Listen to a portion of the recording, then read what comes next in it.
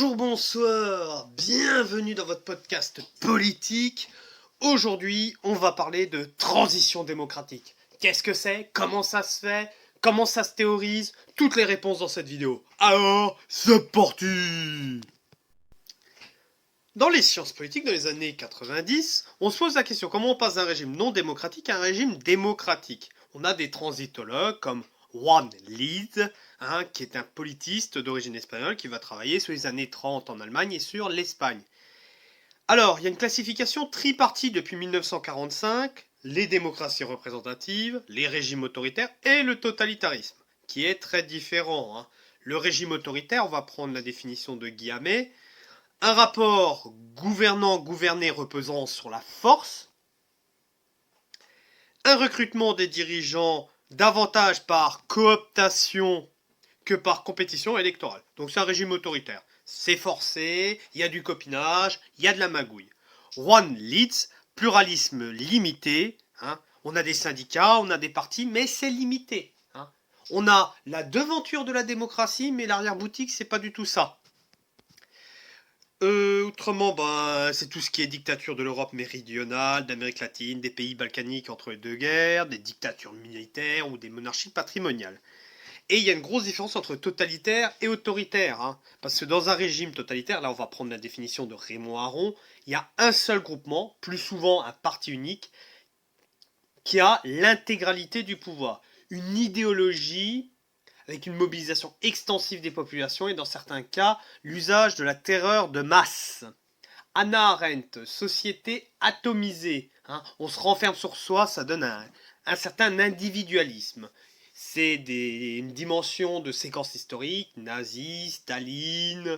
Bon, après, il y a tous des débats de savoir est-ce que l'URSS post-Staline est encore totalitaire. Il y a aussi des questions sur le régime cubain et chinois. Depuis 10-20 ans, les notions montrent qu'il y a des perméabilités entre démocratie et régime autoritaire. Et plus la définition est extensive, plus il est difficile d'être en démocratie. Parce que si tu te dis la démocratie c'est les élections, définition simple, tu n'as à avoir qu'un seul truc à faire. Après, tu commences à dire qu'il faut y ait des élections, avec plusieurs candidats, avec une campagne, puis que tu commences à définir, là tu te retrouves avec 5-6 caractères, puis à la fin, si tu dis que la démocratie c'est pas que la politique, c'est aussi la société, c'est aussi l'économie, c'est la culture, là tu te retrouves avec 70 critères, et là pour être dans une démocratie, bonne chance, parce que ça va être un peu difficile. Les vagues de démocratisation, pour Samuel Huntington, il y en a 3. Avant les révolutions de 1830, 1848, c'est les démocraties fondatrices, Royaume-Uni, États-Unis, France, Canada, Australie, Nouvelle-Zélande. Immédiatement après la guerre, on a l'Italie, l'Allemagne, l'Autriche, le Japon, l'Inde. À partir de 1974, l'effondrement des dictatures en Amérique du Sud, en Amérique latine, en Asie du Sud-Est, en Europe orientale, avec la chute du mur de Berlin. Alors, Michael McFaul, pour lui, la fin du régime communiste est une quatrième vague de démocratisation particulière, parce qu'en Pologne, c'est un État-nation qui va vers la démocratie. En URSS, l'État se désagrège. Plus une décommunisation. Il y a une nouvelle vague de démocratie avec les révolutions de couleur en Ukraine, en Géorgie. Ajoutez à ça les printemps arabes. Enfin voilà, il y a des vagues particulières car c'est fait par le bas, alors que d'habitude c'est par le haut. La démocratisation, c'est linéaire, mais de plus en plus de démocratie avec de la compétition électorale. Il y a des phases dans la démocratisation. C'est mal vu en France car c'est une typologie assez floue. Donc, je vais vous donner un petit peu les grands axes.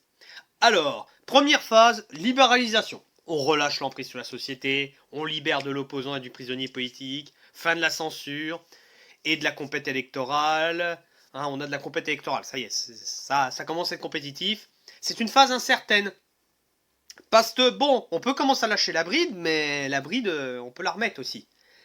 Après, on a une phase de transition démocratique. On organise les premières élections libres, dites fondatrices, qui participent, que ce soit le régime soit démocratique, parce que les opposants vont être dans cette élection. Ça permet de dater le passage en démocratie. Il y a une phase de consolidation. Là, on commence à avoir une démocratie représentative. Et plus c'est libre, moins il y a de chances que ça s'effondre. Après, on a des élections libres et régulières. Ça veut dire que le dispositif électoral, ça tourne.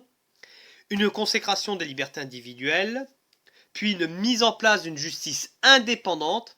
Ça pose la question de que faire des dictateurs. Parce que t'es là, t'es en mode, ok, on se démocratise. Mais le mec qui a eu le pouvoir pendant des décennies, qui a un enfoiré pas possible, qui a tué des gens, on fait quoi? L'amnistie ou vraiment on le met au tribunal et puis on lui fait à l'envers.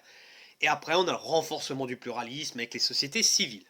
Pour Samuel Huntington, une démocratie consolidée quand il y a eu deux alternances. Ça veut dire qu'on accepte de perdre le pouvoir. C'est-à-dire que celui qui est arrivé démocratiquement au pouvoir accepte de le perdre et que tout le monde joue le jeu de la démocratie. Parce que c'est un jeu, il faut accepter de gagner, de perdre, il faut accepter les règles du jeu. Si tu n'acceptes pas les règles, tu es un mauvais joueur et le jeu ne peut pas se faire comme il faut. Transitologie et ses critiques. Alors, il y a plusieurs facteurs qui permettent une transition démocratique. Il y a des facteurs structurels. Plus facile à certains endroits de se démocratiser. Par exemple, il y a le développement économique. Plus le niveau est élevé, normalement, plus ça doit être démocratique. Mais il y a des contre-exemples. Par exemple, l'Inde s'est développée alors qu'elle était assez pauvre. La culture au sens large. La religion. Lipset, 1963, le lien entre protestantisme et démocratie. Le parlementarisme est né dans un Royaume-Uni protestant. Huntington, l'ancrage chrétien des démocraties. Amartya Sen, si la démocratie c'est des pratiques, alors il y a une tradition du débat public en Asie, en Afrique et dans le monde arabe. La société civile aussi, facteur nécessaire, on se pose la question. Parce que bon, la société civile peut mener une révolte. Mais après, si ça mène au chaos, ça tousse un peu plus. Les facteurs internationaux, le poids de l'histoire coloniale, l'influence des puissances étrangères. Faut pas oublier qu'il y a de grosses différences entre le système colonial britannique et français et que ça a beaucoup joué sur les questions politiques. Et on a aussi des facteurs conjoncturels, une analyse, une stratégie de la transition, le rôle de l'élite, parce qu'il y a toujours les extrémistes et les radicaux. Il y a aussi des modérés, enfin voilà, il y a tout un jeu. Il y en a certains qui veulent aller plus loin, d'autres moins loin, donc il y a tout un jeu.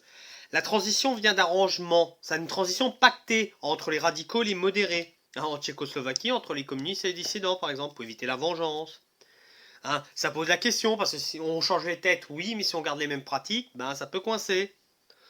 Alors, est-ce qu'on a un triomphe de la démocratie libérale? Francis Fukuyama, il pensait dans son livre La fin de l'histoire, avec le développement de la démocratie, de l'économie de marché, ce qui donne une démocratie de marché.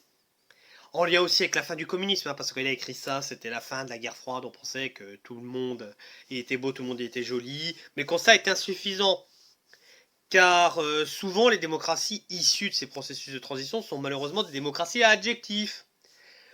Voilà, c'est démocratique, mais bon, faut pas regarder dans les détails. On peut regarder par exemple en Pologne ou en Amérique latine, où c'est un peu plus difficile, où on a des démocraties illibérales, on a des régimes hybrides qui troublent la frontière. Enfin voilà, il y a plusieurs choses qui vont se mettre en place. Et il y a aussi un autoritarisme compétitif pour Levinsky. Ouais. En 2010, il y a des régimes. Voilà, ce qu'il a dit en 2010, qu'il y a des régimes hybrides qui sont apparus après la guerre froide avec des institutions civiles et démocratiques. Mais les règles du jeu favorisent ceux qui sont au pouvoir. En conclusion, la transition démocratique est un processus non linéaire qui peut connaître de nombreux accidents et de nombreuses théories. J'espère que cette vidéo vous a plu. Si elle vous a plu, vous pouvez liker, partager, faire de la pub pour la chaîne, ça fait plaisir. Je vous souhaite une bonne fin de journée.